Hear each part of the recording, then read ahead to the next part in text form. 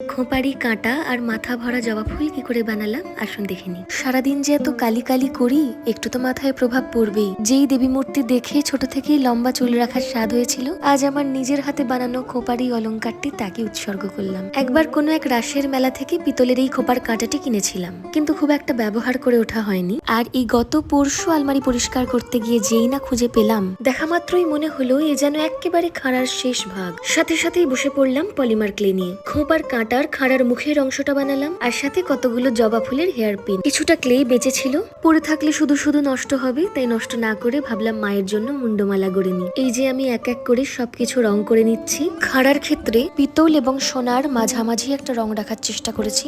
খাড়ার উপর বেশি কিছু কারুকার্য করিনি, শুধু রেখেছি একটা জবা ফুল আর একটা বেলপাতা, যারা যথাক্রমে মহাকালী এবং মহাদেবের প্রতীকী। আমার তো মনে হয় প্রতিটি নারীর মধ্যেই মহামায়া নানান রূপে বিরাজ করছেন। লক্ষ্মী, সরস্বতী, জগদ্ধাত্রী, দুর্গা, মহাকালী সব রূপেই তিনি সুন্দর। আর এই যে আমার খোঁপার কাঁটা বানানোর কাজ শেষ। বিয়ের সময় বাঙালি কনের খোঁপায় যেমন কাজললতা রাখা হয়, আমার কিন্তু দেখতে খানিকটা তেমনই লাগছে। আমার এই কাজটি আপনাদের কেমন লাগলো আমাকে একটা কমেন্ট করে অবশ্যই লিখে জানাবেন। ভালো লেগে থাকলে ভিডিওটি শেয়ার করে দেবেন, আর অবশ্যই আমার এই পেজটি ফলো করতে ভুলবেন না কিন্তু।